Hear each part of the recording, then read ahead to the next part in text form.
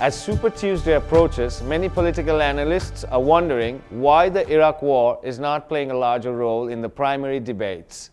The Real News spoke with Tom Hayden, a prominent anti-war activist, a former California state senator, and the author of Ending the War in Iraq.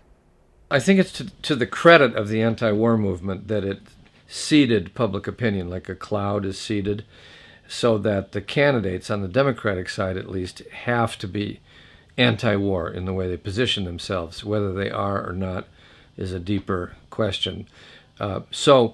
Because the anti-war movement doesn't have much capacity for electoral politics or for understanding warfare, it's done its job. And it means at least that the candidates, if one of them wins, becomes president, will have a mandate to carry out their words, which are words like, bring the troops home. In reality, there are differences. Obama wants to bring troops home faster than Hillary Clinton, although she's proven that she's adjustable. But here's the thing where the media has utterly failed, perhaps because they've turned over national security issues to a small elite of correspondents who are embedded with the Pentagon intellectually, if not in reality. There's an absolute and total difference between combat troops and troops.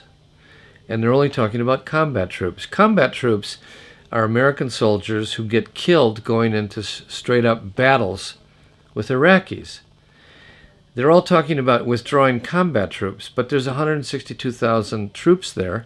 There's 100,000 American contractors there, many of whom are security forces, and only a certain percentage, of maybe half, are combat troops. So what about the rest?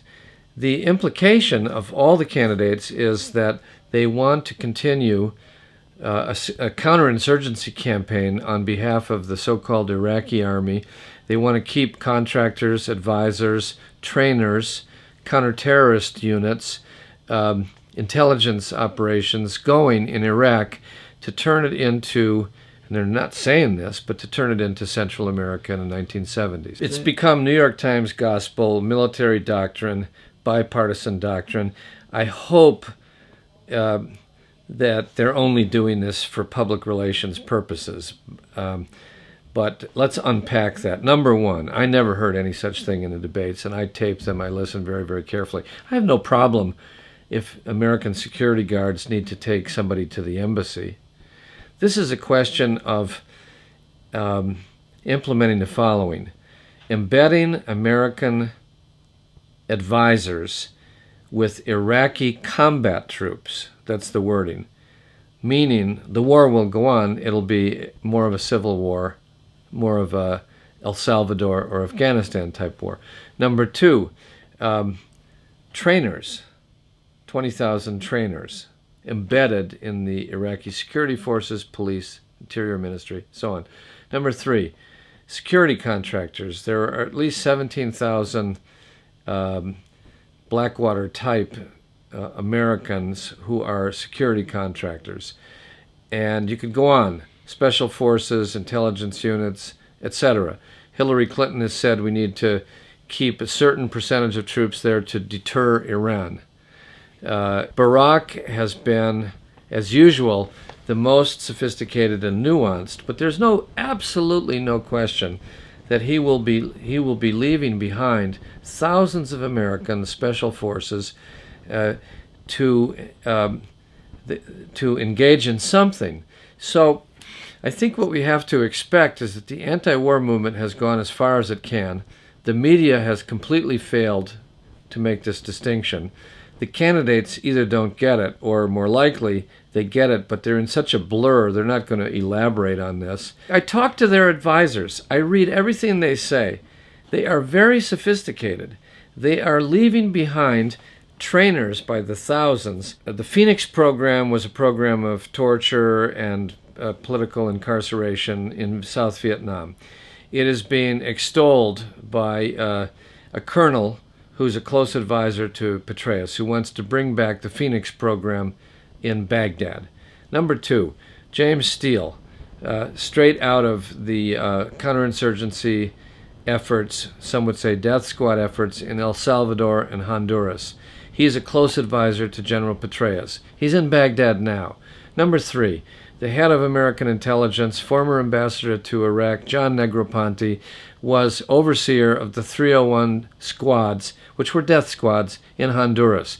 These people know what they're doing. It's the failure or inability of the media and the anti-war movement to grasp military doctrine. I'm not saying they're all Quakers, but none of them went to school to study war. They went to school to study war no more. So they don't know what's going on here. And unless you break the monopoly on the discussion by getting these questions to the candidates, you'll never find out. Look, I'm going to vote for any Democrat. I think it's movement to start bringing the combat troops home. But it's designed to reduce American casualties and get the war off TV. They have a multiple plan. They have Afghanistan troops there, not coming home. They are desperate to get troops into South Waziristan and Pakistan, blocked by Musharraf. They want to reduce these combat troops in Iraq and send them to these other theaters, and they're obviously fully backing Israel in its war against Hamas. And these battles have one thing in common that goes to the roots of American history. Divide and conquer the native people against each other, have them kill each other, and keep the occupation secure, because you can't shed that much American blood. They even call the Iraqi troops in Iraq that are being paid by the Americans the Kit Carson Scouts. Do you know who those people were? Kit Carson was the guy, big American hero, who contracted with the Ute Indians to fight the Navajo in the Southwest. We spent 90 years, the longest war in American history, 90 years fighting Indians. And all the fighting was done by fighting tribe against tribe, with Americans supplying weapons, money, gunpowder, alcohol, blankets, you name it. This is the character of American history, and it's something we should talk about. People kind of know about it, but you can't understand what's going on here unless you see it in this context of permanent counterinsurgency war.